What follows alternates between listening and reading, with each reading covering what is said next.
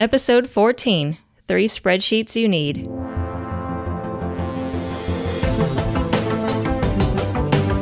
Welcome to the Visionary Variety Podcast, where we cover all kinds of cool stuff like photo, video, film, books, and technology. So switch on your brain and enjoy the show.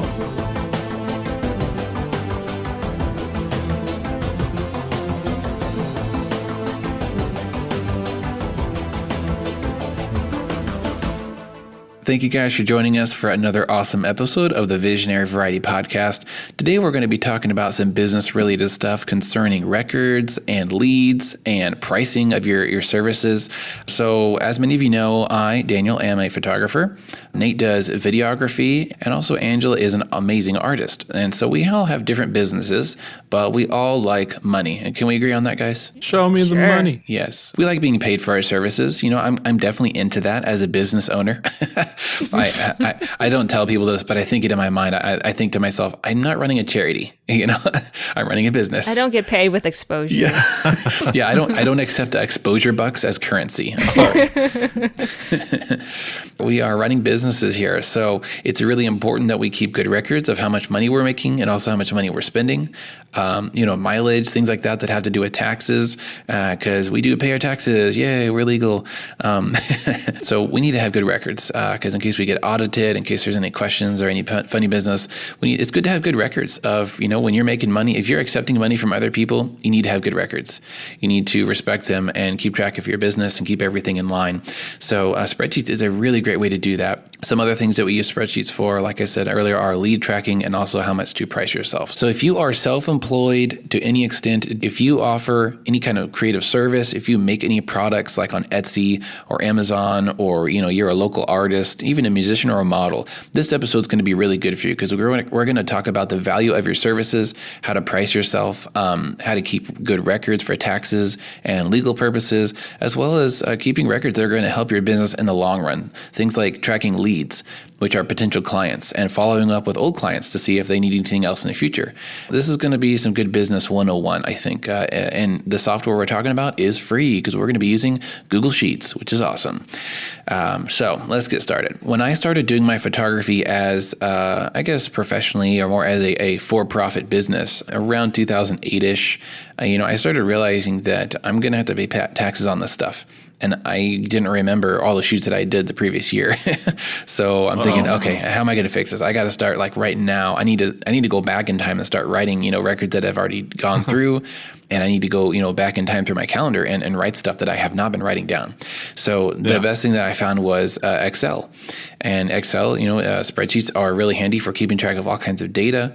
And it can do automatic math for you. It can do all kinds of more complicated things like comparisons. And it can check if you filled out, this cell with their phone number. And if you didn't fill it out, then something else turns red and kind of tells you, hey, you got missing information.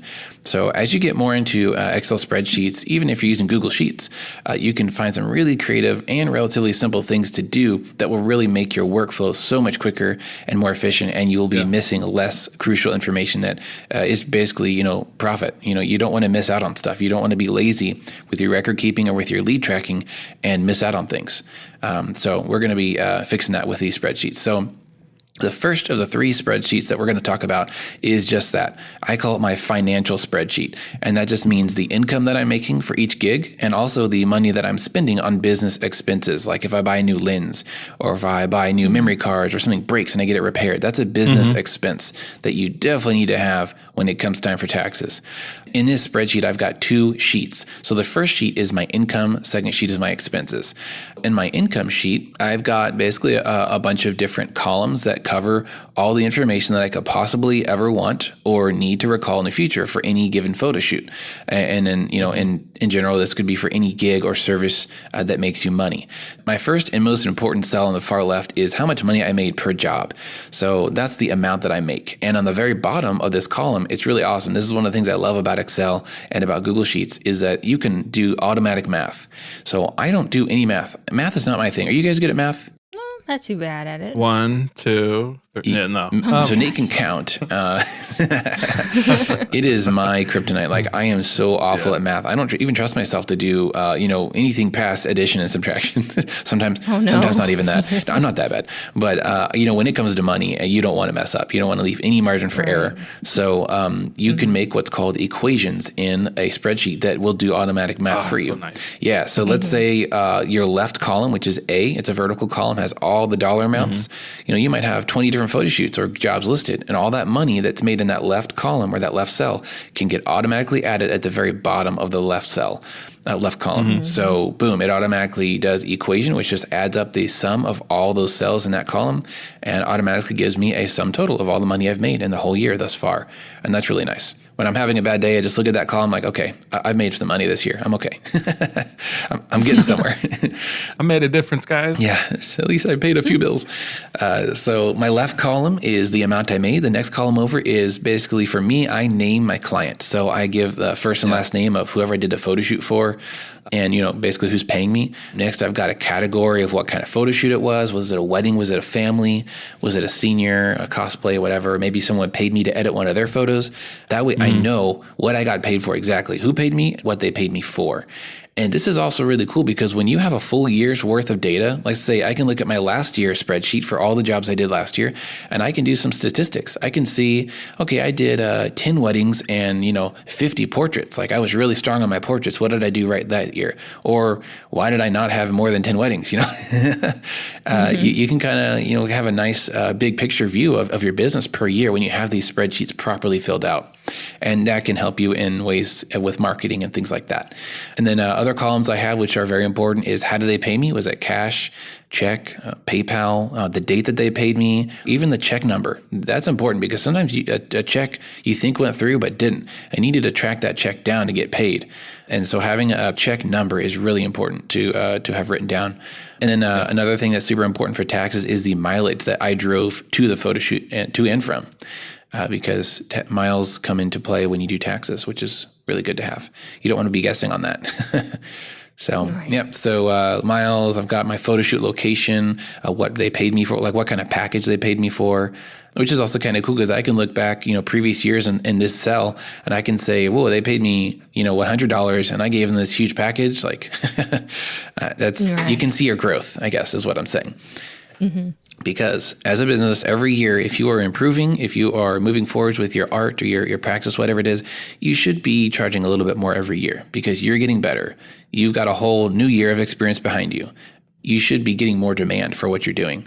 So my prices do go up a little bit every year, and it has a purpose behind it. I keep all that information per year for all the jobs that I do, and makes things so much easier. And another cool thing is, I know that I did weddings last year. I can probably remember the couple's names if I didn't know them personally, but I don't remember the dates. But I can go back and I can see when their wedding was, and I can send them just a nice message like, "Hey, happy anniversary." Or if I do want to market to them, I can say, "Hey, happy anniversary, guys. Let me know if you're interested in an anniversary photo shoot." Or I could, send them a free print just to surprise them. It's good to keep track of dates like that. When it comes to birthdays and anniversaries and weddings and stuff like that. It's kind of like the more data at first you're going to say, do I really need all this data? Like, this seems really excessive. It's going to take up so much time, which it really doesn't. But it's kind of like you should have it and not need it instead of need it later and you didn't write it down. Exactly. So better safe than sorry. Yeah, I keep track of all my income and my expenses as well. But what you guys may not do, since I make artwork, I have to keep track of my inventory as well. I use Excel to keep track of my prints inventory that I have. So I keep track of all the different kinds of prints that I keep. And whenever I go to shows, I keep track of how many of each type of print I sell and what price I sell it at, because sometimes I sell them at different prices depending on the day. Like usually on the last day at conventions, I sell it for a slightly cheaper price just to, try to get it out of there. More product. Yeah, Exactly. Get more product moving. So the Excel spreadsheets help a lot. So I can just tick a box easily that I've pre-printed, like a pre-printed out a sheet with all the different columns left blank, so I can just fill them on site easily. So Yeah, that's if I awesome. sell something That's for really good. Yeah, if I sell something for $20 or sell something for $10, I can easily keep track of what and total it all up at the end of the show. So it's definitely been a lifesaver. Yeah, for all the people out there that produce, handmade goods or like physical products, maybe like Etsy artists and things like that, like an inventory list is crucial because you got to keep track of your supplies that you need to make your stuff, but also the stuff you've already made and that just are not sold yet. So that's really good. Thanks for sharing that. Yeah, That's cool. no problem. I was blessed having parents, kind of have a dad that is in the business world and a mom that's an administrator, kind of all that fun stuff. For my side of the business stuff, we keep track of how things are paid and all that, who they are, the date, the time, records, contracts. Yeah. And just listening, that's crazy that we have similar, but I definitely appreciate Excel in a lot of ways because like you, I'm good at math, but then it's like you're in a hurry, you're in a rush. You're not so much rushed that you can't do your job, but you're trying to be proficient and get the information out faster and faster. And so Excel, so it's really nice. My dad and I built what you can call a form with an equation in it, like a formula to add it all up, like Daniel was saying. So that's very convenient.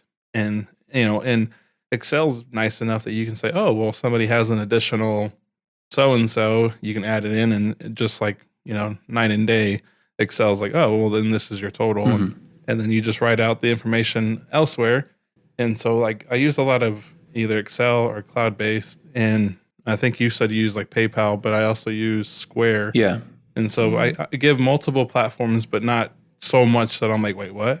And, back to the phrase, keep it simple. KISS, Yeah, that's why I like using Google Sheets right now. I may move on to using a professional service later because there's a lot of, it's called like studio software. It basically will help you manage a business. A lot of them are aimed at photographers, because they have a studio, they've got clients and payments and this and that. And I might do that in the future, but right now I'm keeping it simple, stupid, and I'm keeping it stupid, simple. And hey, there you go, that's the new version of that acronym. So I'm keeping it simple by just using one service, keeping everything in one place. And because it is Google Drive, it's cloud-based, like Nate said. So I can access this easily on my phone. And it's also easy on the computer because I don't even need a program. Like I could log into my Google account on someone else's computer and access this with no additional software needed. So that is a nice level of simplicity that I really enjoy. And, it's in your browser. So it's really lightweight and it's fast. It doesn't need a big clunky program that you need to learn. I've heard different programs and stuff, the reminders and sends invoices, and that's all convenient and great because convenience helps you, let you worry about other stuff. But it comes down to, am I going to pay for a monthly service or am I going to sit down and know it gets done? So then when it's time for me to change calendar years, I'm good. I'm confident. Yeah, and if you do use separate services like you use Square, you can use PayPal, other payment services, or maybe even photo delivery services. Like I use a website called Pass to deliver my photos to my clients, which is awesome. So convenient. Yeah, if you use other services like that, it's good to connect them somehow. Now they don't connect directly to each other, but what I mean is, if you have a Square transaction that goes through, there's usually a transaction like a ID that is very unique to that transaction only. If you look it up in 5 years, that is exactly what it'll point to, is that one transaction. So I would copy that transaction ID once it's complete and paste it into your Excel so that if you're looking at your Excel sheet, you see everything that happened and there's no questions asked. If you need to do some investigation and see what happened with a payment, you got the ID number, copy and paste it into the web, and boom, you're there. Yeah. So that kind of connectivity, sometimes you have to make the connectivity happen on your own, just with a little bit of creativity. But that will save you some serious headaches later. I've had a few situations where, I don't know, a check bounced, or I can't remember if they signed the contract all the way or what their package was on the contract. And I go to my records, which were spotty, years ago, and I wasn't good at this. And I'm like, oh my gosh, I didn't write it down. Why didn't I write it down? I'm like kicking myself for a week. And then I had to do the email of shame or the call of shame. Hey, I didn't save that, or don't let yourself get in that position. Don't do it. Write down everything the second that you get off the phone with them, or while you're talking to them on Facebook Messenger. Write it all in your spreadsheet and keep it all locked away on the cloud, because that's a habit you have to develop to make your business efficient and enjoyable in the long run. So our second sheet of this spreadsheet is the expenses sheet. So when I go to sheet 2, I can see a list of all the things that I spent money on for my business. And it's similar to the first sheet, but it's much more simple. On the left, I've got how much I paid for the thing. Second column is what the thing was. Third is what date I bought it. And the last column is a detail about that thing. So let's say I bought an album for someone. This details column might list how big it was, how many pages were in it, and which service I used to print it. And it just answers all the possible questions you might have in the future. I put everything down. Yeah. Better safe than sorry. So and similar to the first sheet, this second sheet also totals up how much money I spent per year. And I don't like looking at that number. No, not at all. I'm like, can I just have that all back like right now? That'd be great. I'd like to divide that in half. No, you can't. But you do have to spend money to make money. Yeah. And even to have a hobby, you still have to spend money to have a hobby. Yeah. But it's good to keep track of how much you spend, even if you're not making profit off this, even if you're not operating a business, but you are spending, a decent amount of money on a photo hobby, which is totally fine. So many people do photography and video as a hobby. But it's good to just keep track of how much exactly you spent last year. Yeah. Oh, yeah, very true. You might be curious. I mean, but I think that's in every platform, even entrepreneur and not. I think photography, videographer. I think just in a general, I don't know, you could be selling something because you opened a food truck. This kind of stuff is the kind of stuff that helps you practice. So when you get older, you're not afraid of having those conversations and those phone calls, and you're secure, you're tight, you know your method, and it becomes a habit. Yeah, you got to develop a habit. If you have to schedule a time and a day of the week to do this stuff, do it. You've set a bunch of reminders in your phone where you if maybe you have downtime, Mondays at 11 p.m. Doesn't matter. Just set a time where you just spend 15 minutes and you go through all your recent emails and phone calls and messages. Make sure everything in your spreadsheets are up to date and solid, and you don't have to worry about it. You can sleep good that night. Know that everything is where it needs to be. And that is a good feeling. So the next spreadsheet we're going to talk about is the leads tracking spreadsheet. So this is basically a spreadsheet that I use to keep track of people that want to work with me. So, and that's really wide open. There's a large range of what kind of people make it into the spreadsheet. I might be at church and maybe someone comes up and said, "Hey, I love that photo shoot you posted. I'd love to work with you sometime." That's a real, kind of on the low priority of a lead. And now they may be serious, but I can't really range how serious they are. So I'll add their name to my list, and I might email them, the next day, or write them on Facebook in a week and just real lightheartedly mention, "Hey, it was good seeing you. Let me know what if you're interested in photography, what are you looking for?" So that's a lead. But there might be a real serious lead where someone like calls me, like they found my phone number, they're stalking me down. They're like, "Hey, I love your work. Let's set up a date. Can we shoot next week? I got this idea." That's like a hard lead. And you do not want to lose those people. So you don't want to lose any lead, really.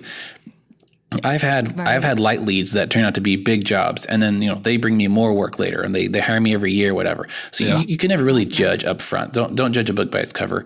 But just to be safe, keep track of all your leads. And if someone's really kind of not really interested, or they're just being nice, you can take them off your list, so you don't have a bunch of unnecessary people there. But keeping track of your leads is really important. So Angela and Nate and I all have kind of different methods and different ways of going about lead tracking. So Angela, why don't you tell us about kind of how in your art industry, like how do you deal with leads, and what is it like for you? Yeah, I've never really thought of the idea of keeping track of your leads like in a spreadsheet like you have. Because to me, since I offer a service that people don't typically need, it's more of a luxury. Like as for you guys, people tend to need photographers and videographers for different events and such. But I draw pictures, and that's people don't necessarily need to have fine art on their walls. It's just something that they would like to have. So that's what they think. I feel kind of, yeah. I don't know. I feel a little weird about maybe trying to pressure people into. So I don't know. I just feel a little uncomfortable maybe being a little pushy towards people, trying to convince them to get some artwork that maybe they don't have the extra cash for, or something else is going on in their life, and it's not really the necessity to them anymore. Even if they've contacted me in the past and been interested in getting a piece, and we've gone back and forth and quoted prices, I mean, I'll leave it up to leave it up in their court at that point. Sure. The best I can do is I feel like my best reminder is if I just keep posting artwork that I'm currently doing on social media. If they see that, I feel like that should be enough of a reminder that, hey, I exist. If they choose to get something in the future, then they can feel free to contact me whenever. I still exist. I'm here. Yeah, that's a good point. You never want to be pushy or pressure people into, buying your product, because you will push them away. You will give them a bad taste in their mouth about you, but also about your industry. There's been a lot of photographers out there that have ruined, the photography industry for individuals that are just, they think all photographers are the same, or they think all artists or all jewelry makers are the same because they had one bad experience. So you do not want to be pushy. You do not want to annoy people. You don't want to pressure them or make them feel bad or try to, manipulate them. Like, that is awful. That's awful business etiquette. Well, I definitely understand not wanting to bug somebody, because it's like, you're like, I really want business, but I don't want to push you so far over the line. You're like, nah, so I understand both. Like, I understand what Angela was saying, like, because art, it's a luxury because people want it, and photo and video. And I mean, anything, it doesn't have to be these three things people want and need. But I guess my approach is kind of, if they reach out to me through email, then I'll respond, email. But they always have the option of calling me, because in every email, there's a phone number that they're more than welcome to call. I just, whatever is comfortable to them. And I mean, it even got to the point of via text, but I try to keep things in email to the best I can, because it's a good paper trail. Yeah. And easy to track and search through. Yeah. On my lead tracking spreadsheet, I actually have a specific column that notes where I talk to this person. Because I have, Instagram, Facebook, and a Facebook page, which is different. Facebook business page, and on my personal Facebook, I've got email, text messages, and in person. So there's about 6 different places someone could contact me, and that's a lot. And it's easy to. I've had times where I know someone was like 100% about to hire me, but I can't find their message. I can't find where they talk to me, and so filling out that cell of where they talk to me, whether it's on Facebook or Facebook page or email, is so easy. I know exactly where to go and where to search. So I'm not just wasting time trying to find this thing. I mean, it's good having paper trails, because then you can go back. Okay, we talked 4 months ago. So let me. Okay. Oh, hey, I know you. That kind of thing. Yeah. You don't want to forget people, because that can come off real rude. Like, you start like a brand new conversation when you've already talked like a lot, maybe last year, and you just forgot about it. It's good to be able to do a little. You can track back and see what was already agreed to. So I really just give them the option of, and then if I don't hear from them, I might, if we were corresponding through, I'll say email just for this example. I'll shoot them another email. Hey, I don't know, I haven't heard from you. Just making sure all's good. You were able to get the vendor that you were looking for.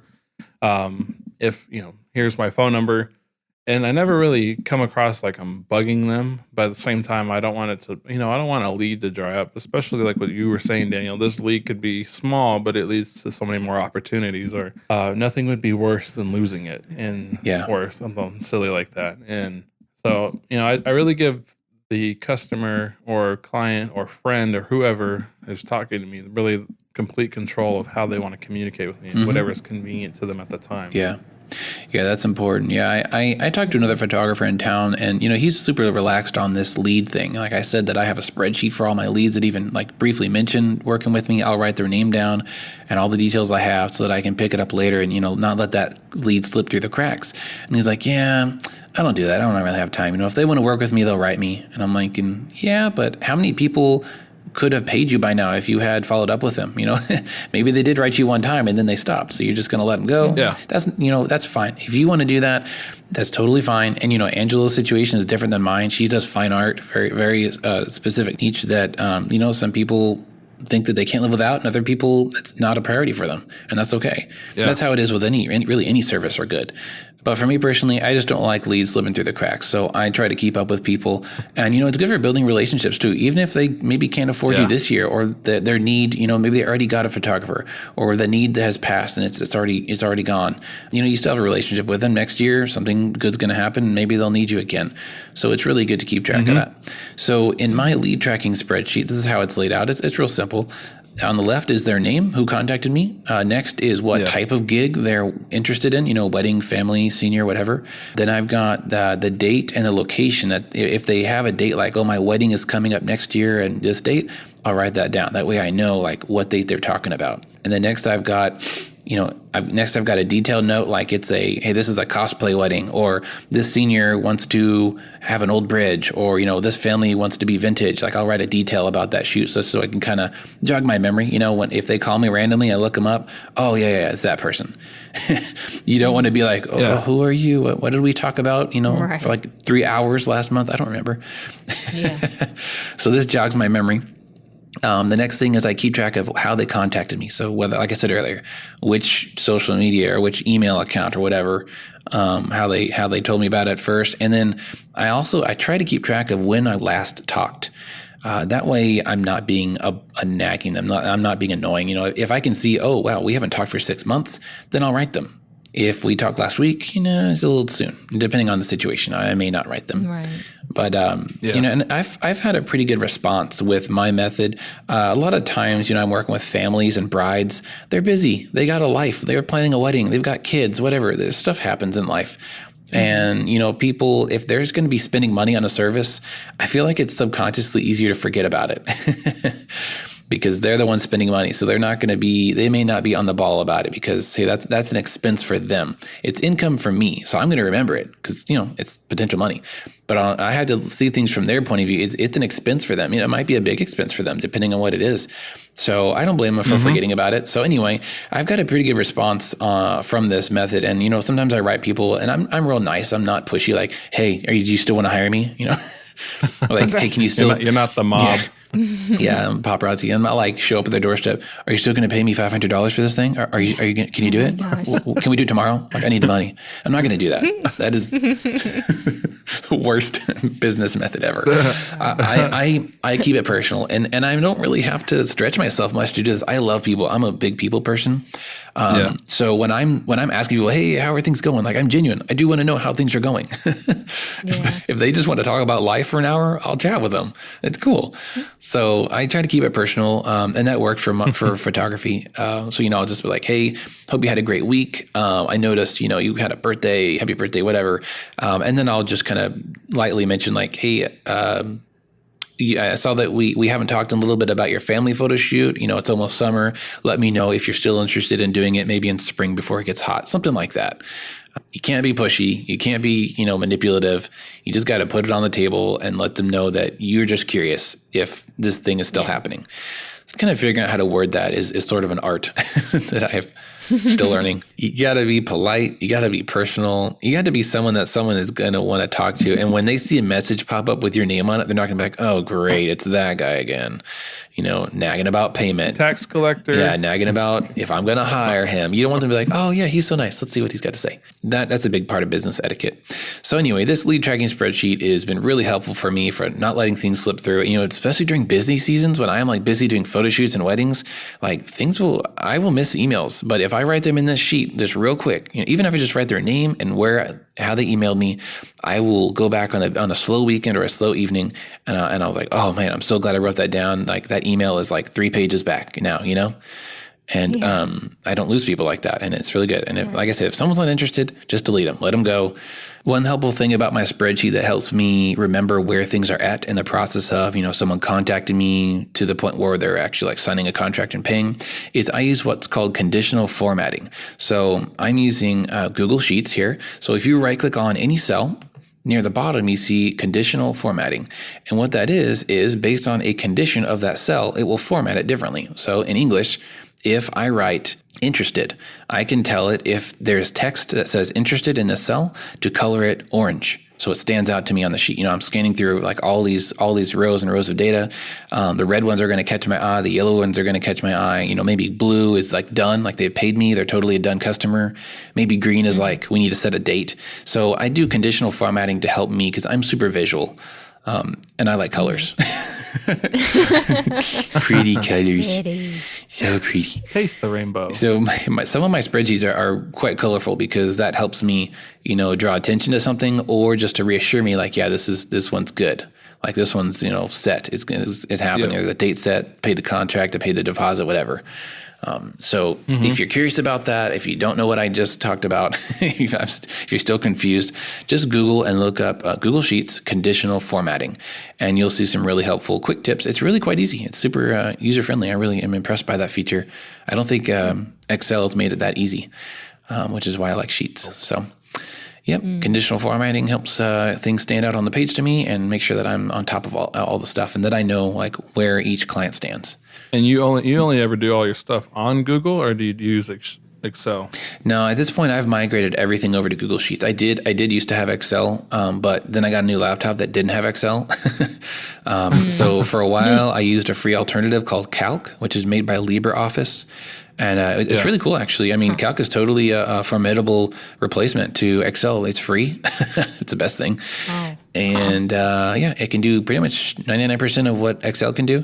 And I used that for a while. And then I just realized I liked using Google Sheets more because it's in a browser. It's faster and it's just a little prettier. So, I'm a Google Drive kind of guy. I like Google. Google, are there algorithms for math?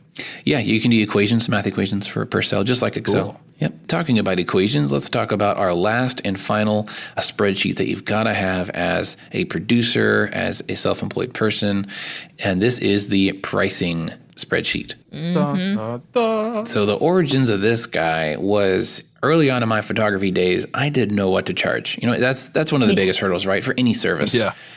Mm-hmm. It's like, what am I worth? You're like, I charge nothing or I want all your money. Oh my gosh. Yeah, you got to find a happy medium. It's hard. It's really hard deciding on and being honest and really evaluating your services and putting a number to it. Like how much is 1 hour of my life worth if I'm drawing for an hour, if I'm doing a 1 hour photo shoot? What's fair?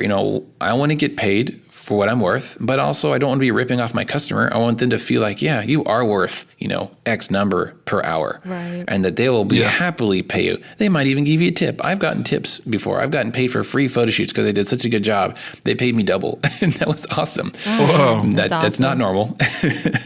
That's not a regular occurrence. But you want people to feel good about paying you because they got their money's worth. Now, if you're charging too much, in the back of their mind, they're thinking, this isn't really worth $200. You don't want that to happen. So finding your worth is one of the most difficult parts of this kind of employment. And what I did earlier on was I said, how about I just do it easy? Why don't I just have $100 package, which, this many hours with this many photos. And then I double it, have a 2 hour package with double the hours and double the photos, and then a triple package, just so I can have a different range for different people's budgets. But when I started really thinking critically about it, I started imagining weird, awkward situations where the client would start getting, curious and saying, okay, well, why do you charge this much for this and this much for that? Or what if I want this many hours, but I don't want that many photos? How would I modify the price? And in the end, it kind of came down to math. I'm thinking, okay, I'm not going to just guess numbers and slap a package onto this dollar amount. That's not really fair to them or me. I need some math behind this. And this is where my nerdiness comes in. I'm thinking I need an algorithm. Oh, man. Now that sounds scary. But what I did was in Excel, I basically made a calculator. And what it does is I simply put in how many hours I'm shooting, how many images I'm editing, and how many miles I'm driving, and also how much the tax is, which is set.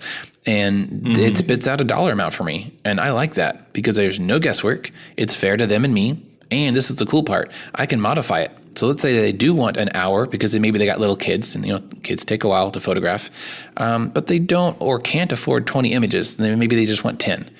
Or 5, I can change those numbers in my math equation, and boom, it spits out a new price, which is still fair to them and me because it's based on rates. Nice. Yeah, I like it because it's all based. Handy. Yes, it's all based on hourly rates. That's what you want to figure out.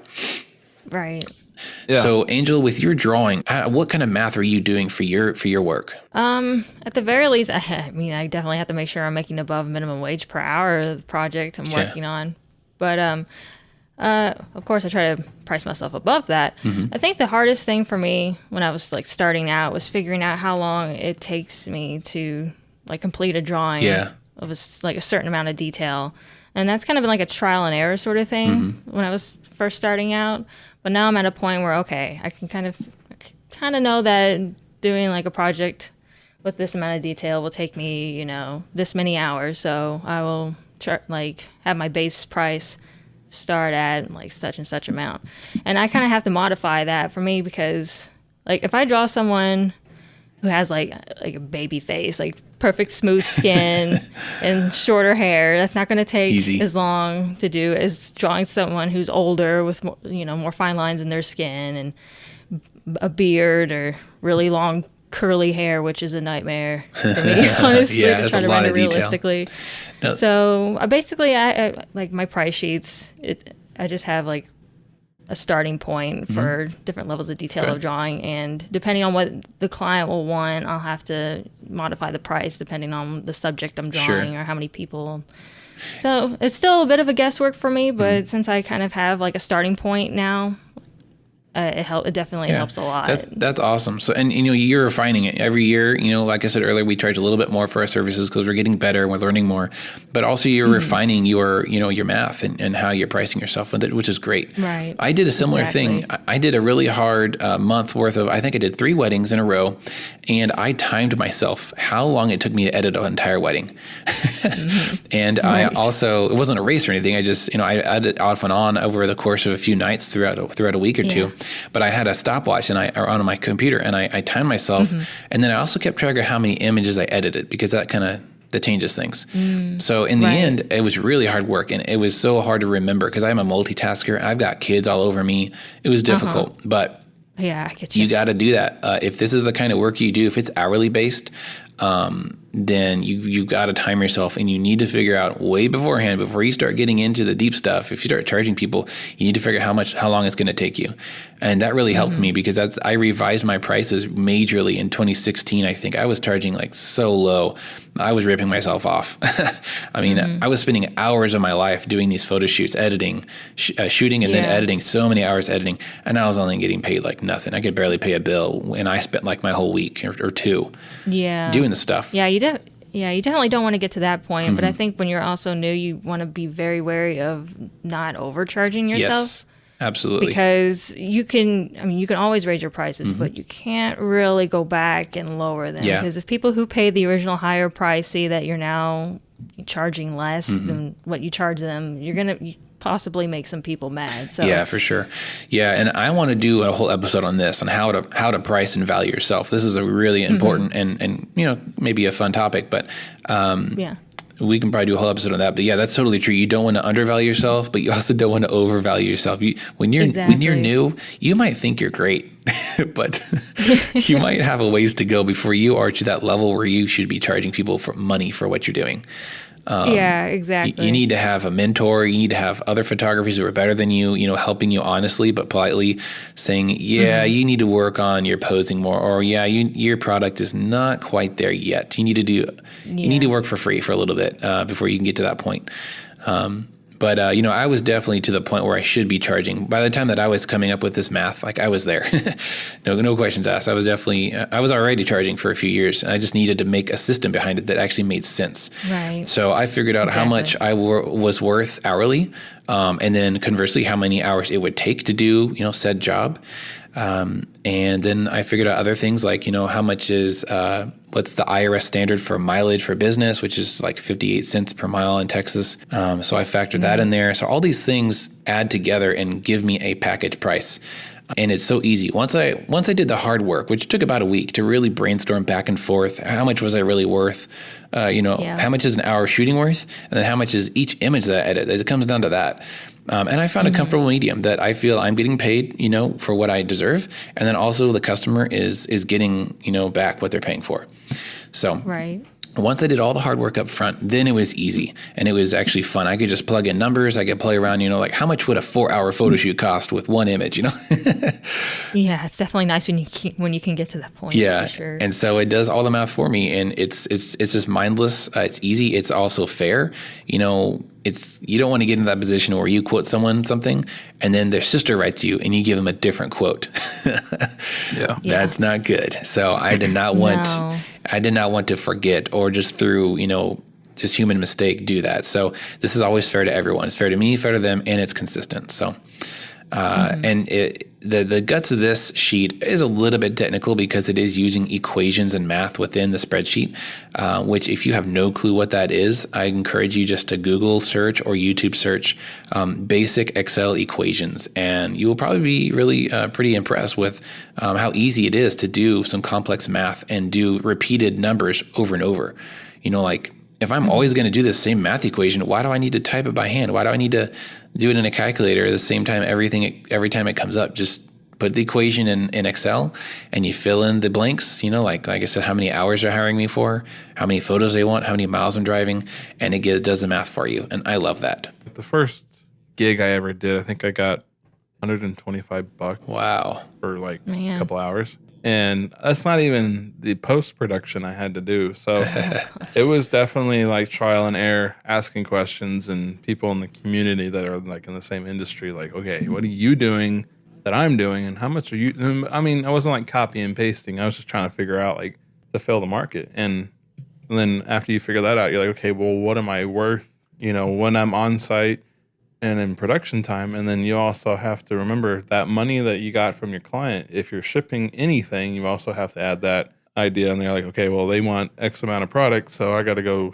drive to the post office and then I got to mail it and pay the fee. A lot of factors back and forth. And so just slowly over time, you would evaluate yourself. I'd ask people, I'm like, look, what do you think? And then they're like, yeah, that's good. Or maybe you shouldn't have this. Or maybe you should limit yourself to only 2 packages. Or maybe you should extend a service, have 2 packages and then have a customized kind of package where maybe the first couple packages is a set schedule of time and product. And then let's say they want a custom, just like Daniel was saying, he would just type in his algorithm and ta-da, you get your answer. Yeah. If they want you for 1 hour, like Daniel was saying, but they can only do 10 photos instead of 20, it's already at your fingertips and you know what you're worth and you have everything solved up front, and then, you're good to go. So a lot for me is just really trial and error and lots of questions and lots of just research. Yeah, I love that it's customizable. If you do use this method, it's nice because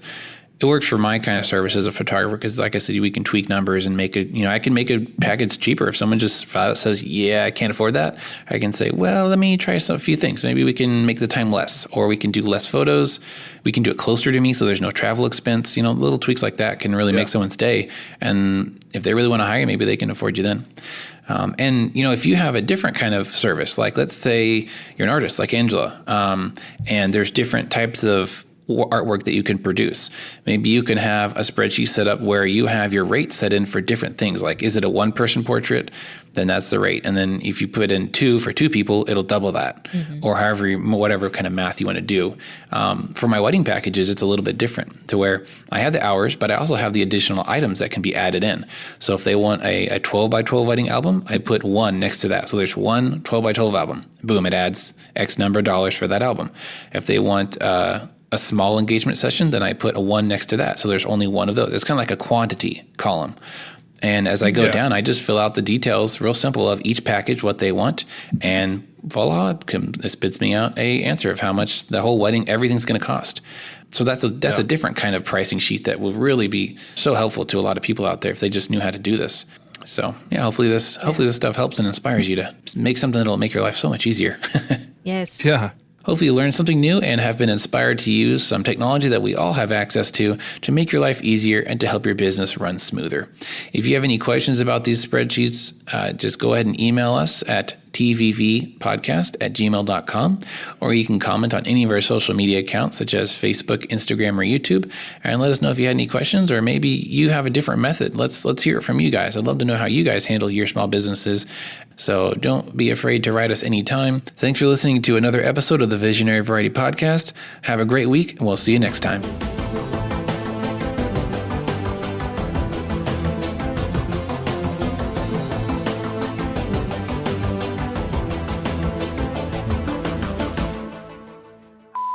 Too long, didn't listen. Spreadsheets are awesome. Use them, people. The end. Come on, people. Don't make me clap in between each word I say. Oh my God. Spreadsheets are awesome. Oh yeah, sorry, clap on each word. No, each syllable. You don't clap in between. That's weird. I don't know. know. Do people actually do that? Spreadsheets are Did you awesome. say clap in between? Yeah, you had to clap on the word. Oh, wow. What just happened? I don't know. It turned really far from, we went from spreadsheets to musicals. It was all my fault. I regret nothing. No regrets.